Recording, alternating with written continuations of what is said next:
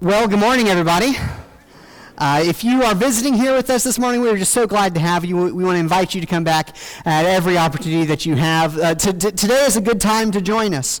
We are kicking off our series this morning on the first 5 books of the Old Testament, the books of Moses, the Torah, the Pentateuch, whatever you want to call them. We're going to study them because we want to look at how God presents himself to us and how he thinks of us. Take him on his terms. You know, you never really know everything about a person until they tell you. I was in line at Walmart in Dallas recently, and I saw the most jacked dude I have ever seen in my entire life. He had to be like negative 14% body fat. He had one of those barbed wire tattoos around his biceps, and I swear the barbed wire was about to snap. It was just huge. The biggest guy I have ever seen. And apparently he and the cashier knew each other because they were talking. And he was asking him, you know, what is going on? He's like, oh, actually, I'm about to go to an audition. And I thought, oh, audition, maybe he's an actor, maybe a model, maybe a singer. And I said, oh, what do you want to go audition for? He says, oh, well, I'm actually a ballet dancer. And I thought, the tutu should have been a giveaway. No, I'm kidding. It wasn't really. But no, you wouldn't have never thought that you don't know who a person is until they tell you. How they self-identify tells you a lot about somebody. If somebody self-identifies as a sports fan, you can probably know they're gonna generally watch sports on Sunday afternoons. You can kind of guess their schedule. You can kind of guess that they'll be able to talk to you a little bit about sports statistics, who are the best players, that sort of thing. You also, if somebody self-identifies as a nerd, you might expect them to break out into Klingon at any moment. You might there are things that you might expect. If somebody identifies as a health and fitness buff, they're going to go work out in the mornings. They've got a strict diet. If I identify as a health and fitness buff, that I'm delusional. But you can learn things about people, how they self-identify. Well, God has lots of names. He says, I am a lot of different things. In fact, if Michael put them up there, there's a whole bunch of names that he goes by in the Old Testament. He goes by God Almighty. He goes by the God who sees. He goes by all these things. But you know what? What's really interesting is the way that he self-identifies more than any other way. He says, I am the Lord, the God of Abraham, the God of Isaac, and the God of Jacob. Abraham, Isaac, and Jacob, 3 men who we find in Genesis. In fact, the 3 men that the majority of Genesis is focused on. And the fact that God self-identifies, if you want to know who I am, more often than any other way he talks about himself, I am the God of Abraham, the God of Isaac, the God of Jacob. I think we can learn a little bit about who God is and the kind of people that he claims by looking at these men. For the sake of time, we're going to focus mostly on Abraham this morning because he's kind of a typical example of what they do. In Genesis chapter 12, God shows up and speaks to Abram. Chapter 12, verse 1, it says this. The Lord had said to Abram, leave your country, your people, and your father's household, and go to the land I will show you. I will make you into a great nation. I will bless you. I will make your name great, and you will be a blessing. I will bless those who bless you. And whoever curses you, I will curse. And all the peoples of the earth will be blessed through you. So Abram left, as the Lord told him, and Lot went with him. And Abram was 75 years old when he set out from Haran. And so God shows up to Abram and he says, leave the land of your fathers, go to the land I will show you. And the crazy part about this is that that's not a normal thing. Nowadays, it's really often. Me and my brothers, we're all spread out all over the state, actually between 2 states. We're spread out. In the ancient world, you did not spread out. You lived in your family's house. You basically created a large compound. When you got married, you would go home and build onto your parents' house a place for you and your family to live. That's why when Jesus says, "Behold, I go and prepare a place for you," he's preparing a place for his bride, the church. And it's the same kind of image. And so that's what is expected. You have a place that you build onto, and you know all your support system is there, all your livelihood is there, and that's where you're going to be for the rest of your life. It's not like today where you, depending on what city you go to, you have there's basically a McDonald's pretty much everywhere. There's basically, you'll probably have a Walmart nearby. When you go, you are helpless. You don't know what's going to become of you. And God says, pick up, leave the home of your fathers, and go to this place I will show you. And Abram goes. Now this is one of the things that I think is absolutely mind-boggling about faith, because it requires us to take these risks. It requires us to move in places that are uncomfortable for us. It requires us to say, you know what, maybe God, I don't know if God has gifted me in this area, but I'm going to step out and I'm going to serve. Maybe, I don't know if God has called me to speak to these people who I know are in my life, and I know that they need Jesus, but I'm going to step out and I'm going to take that risk. That's the kind of faith that Abram has here. He's putting himself at risk. He's stepping out, and if God doesn't meet him where he's going, he's not going to make it. And so he takes out and makes that step. Wow. What faith. If only that's where the story ended. Because the chapter's not done. Because though Abram takes this step out in faith, he also messes up. In chapter 12, verse 10, he begins to stumble. It says, "Now there was a famine in the land, and Abram went down to Egypt to live there for a while because the famine was severe. As he was about to enter Egypt, he said to his wife Sarai, 'I know what a beautiful woman you are. When the Egyptians see you, they will say, "This is his wife." Then they will kill me, but will let you live. Say you are my sister, so that I will be treated well for your sake, and my life will be spared because of you.' When Abram came to Egypt, the Egyptians saw that she was a very beautiful woman. And when Pharaoh's officials saw her, they praised her to Pharaoh, and she was taken into his palace. He treated Abram well for her sake. And Abram acquired sheep and cattle and male and female donkeys and manservants and maidservants and camels. But the Lord inflicted serious diseases on Pharaoh and his household because of Abram's wife, Sarai." Let's pause here for a second. Let's talk about what Abram has done. So God says, you follow me. You're gonna go to this place I'm going to show you. I'm going to take care of you. And Abram gets on the path and he begins to waver. He begins to stumble. And not in any small way either. He sells his wife to Pharaoh.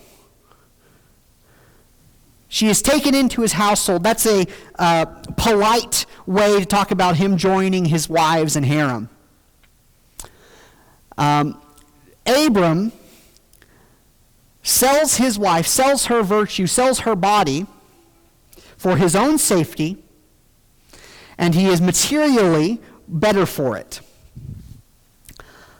Talk about a stumble.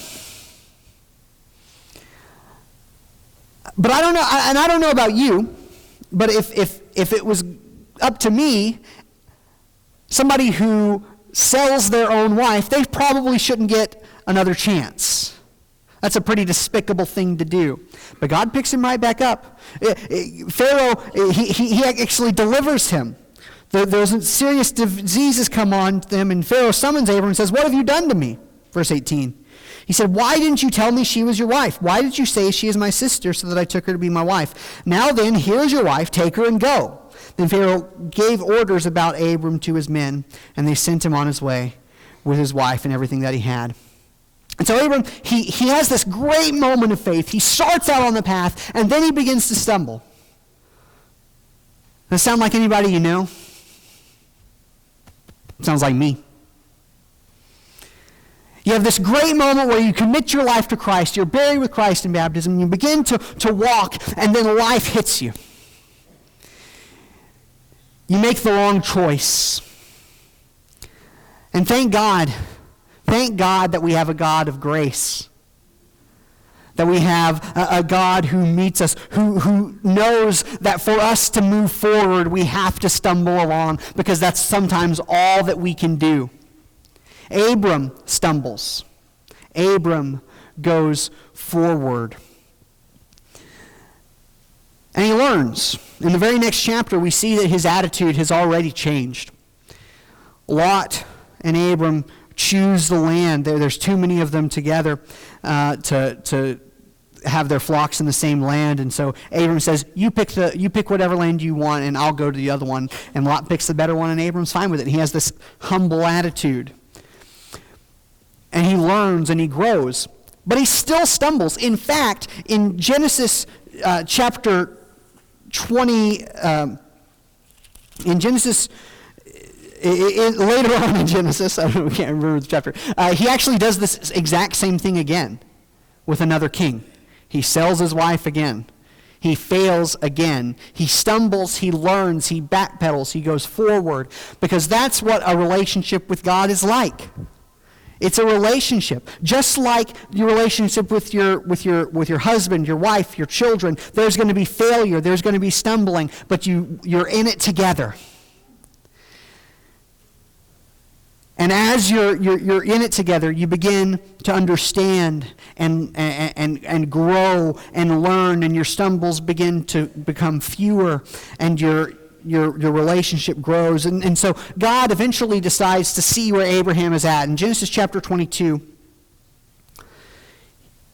he sees what kind of endurance Abram has built. Sometime later, God tested Abraham. He said to him, Abraham, here I am, he replied. Then God said, take your son, your only son Isaac, whom you love, and go to the region of Moriah, and sacrifice him there as a burnt offering on one of the mountains I will tell you about. Early in the next morning, Abraham got up and saddled his donkey. He took with him 2 of his servants and his son Isaac. When he had cut enough wood for the burnt offering, he set out to the place where God had told him about.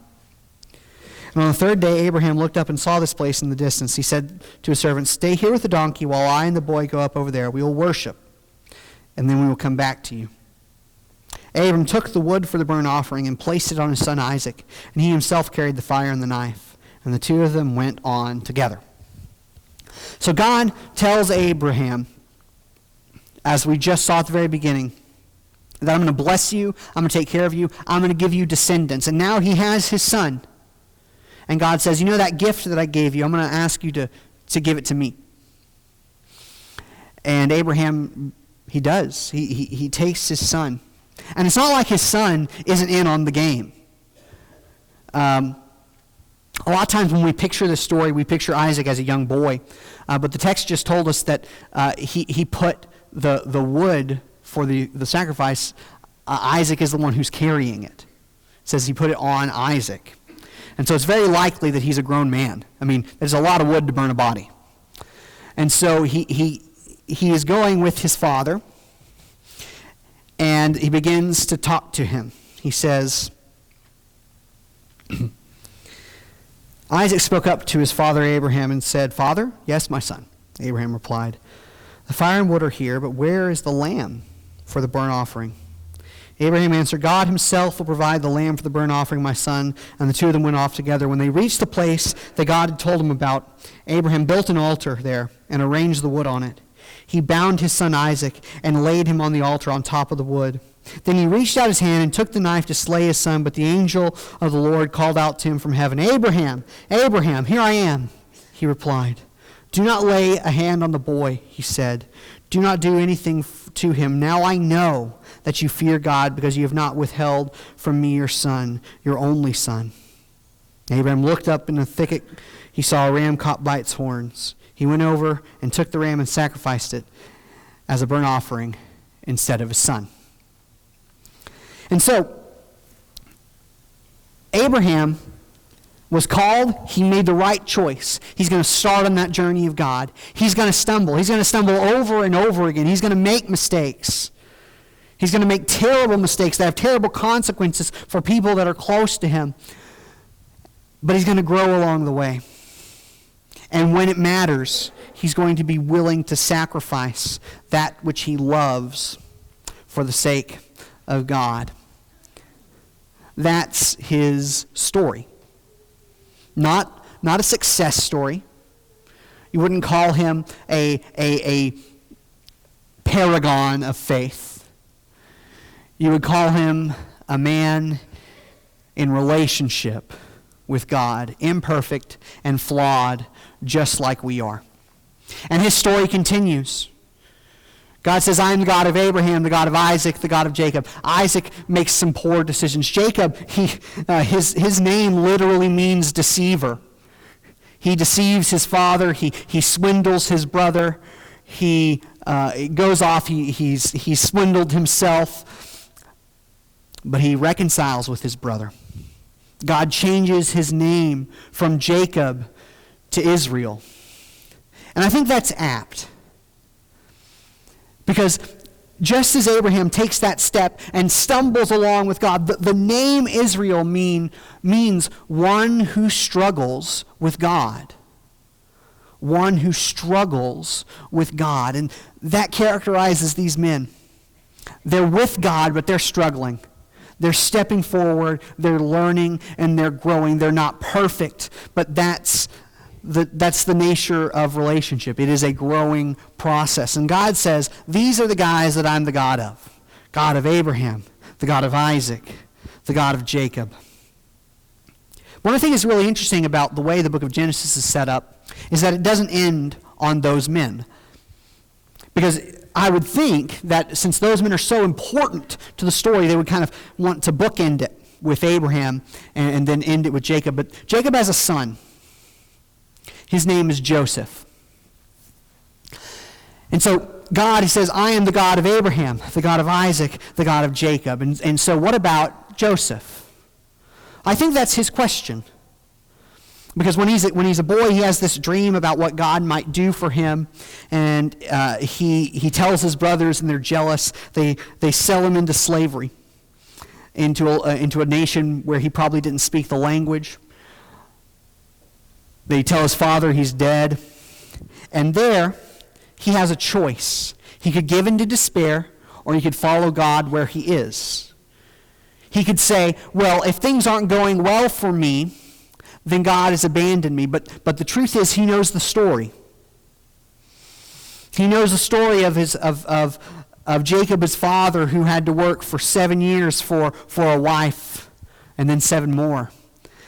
He knows the story of his grandfather Abraham, of his great-grandfather Abraham, where he followed God but wasn't perfect and he messed up. And so what he says is, I'm going to follow God where I am. He conducts himself honorably. He's promoted. He's a slave, but he gets put in charge of all of his slave owner's house. And just when he thinks he's found a life for himself, his owner's wife pursues him. He tells her no, and eventually she kind of tries to force herself upon him and grabs his cloak. He runs away. He's caught, put in jail, because she claims that he was inappropriate with her. And now he's in jail. But he remembers the story, that life is a journey, that these stumblings that we find ourselves in, these speed bumps, are all part of God's story, because he is the God of Abraham, he is the God of Isaac, and he is the God of Jacob, and he works there in the jail to where he's put over all the prisoners. And he interprets these dreams of these people who would come there, because God says, I've gifted you in some way and I expect you to use it where you are, and he does. And all he asks for in return is that they would remember him when they go back to the palace. But they forget. And so he's stuck. One good turn deserves another, but he feels like he's been forgotten. Until he's needed. They call him up. He helps Pharaoh. He ensures the survival of the Egyptian people. He ensures the survival of his family. He's reunited. There's this wonderful moment. But none of that happens if he doesn't have faith in who God says he is. That I am the God of Abraham, the God of Isaac, the God of Jacob. And the fact that God calls you into a journey and expects you to stumble along no matter what speed bumps you find is not just true for those three men. It's true for every generation afterward. Everyone who calls on the name of the Lord, he expects us to step up. God self-identifies as the God of Abraham, the God of Isaac, and the God of Jacob. He self-identifies as the God of people like me and you. People who mess up.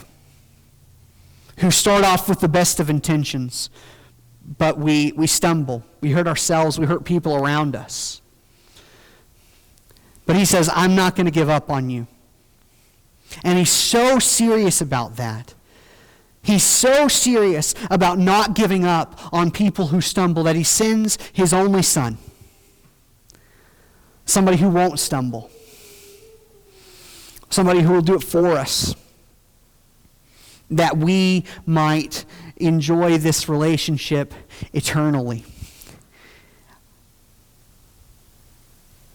But he calls us to step out. He says, I am the God of Abraham, the God of Isaac, the God of Jacob. And what I think that means is not only is he the kind of God that is patient with us, that calls us into a relationship, it also is a challenge for us. If you want to be one of the people of God, if you want to be the kind of people that God wants to identify himself with, you have to be willing to step out. Even in situations where it's frightening. Abram steps out from his father's house and follows God to God knows where. I want to tell you this morning that God is calling you somewhere in your life right now. He's calling you to serve in some capacity right now. He's calling you to engage with somebody, to invite somebody to church. He's calling you to step out right now. And as soon as I said that, I know you had a million excuses go in your head as to why you shouldn't. And I'm sure Abram had a million excuses why he shouldn't, but he stepped out anyway. And you might think, well, if I step out, I might mess up. You will. That's the point. God promises to work not just in your successes, but also in your failures. Because God works all things together for the good of those who believe. And so this morning, my challenge for you, maybe you haven't taken that first step on the journey and be buried in the waters of baptism. If you need to do that this morning, we're here for you. Maybe you did that a long time ago, but you've stopped moving your feet. The journey that you're supposed to be growing on, that you're supposed to be struggling with God on, that you're supposed to be actively chasing after the God of Abraham, the God of Isaac, the God of Jacob, you've come to a standstill. I want to challenge you this morning. Because our relationship with God is a journey, we have to pick up our feet and move. And so this morning, are you going to stand still? Are you going to go on the journey of a lifetime? The choice is yours.